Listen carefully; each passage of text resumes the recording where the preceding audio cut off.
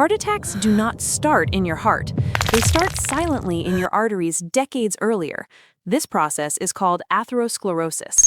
In this video, we will break down exactly how it develops step by step, which include endothelial injury, LDL oxidation, foam cells, fatty streak, plaque. Atherosclerosis.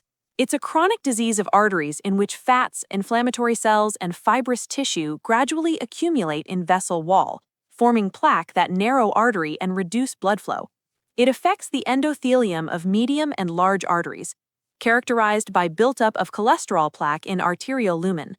Most commonly affected arteries are abdominal aorta, coronary artery, popliteal artery, internal carotid artery, defending thoracic aorta.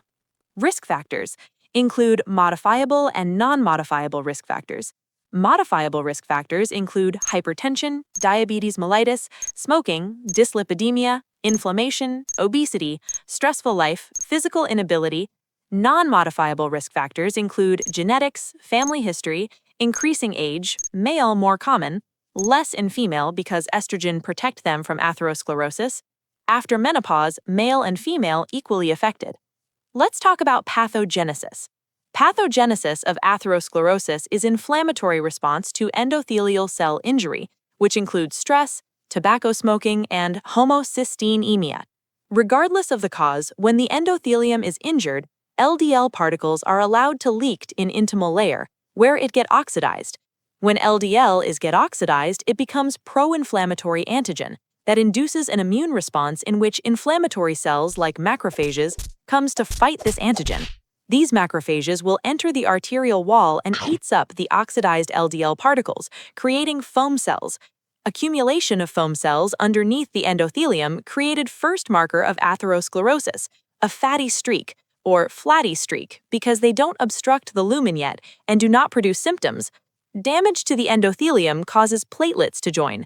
Platelets plus endothelial cells release factors like platelet-derived growth factors, fibroblast growth factors, and transforming growth factor beta. These factors stimulate smooth muscle cell proliferation and migration from tunica media to tunica intima.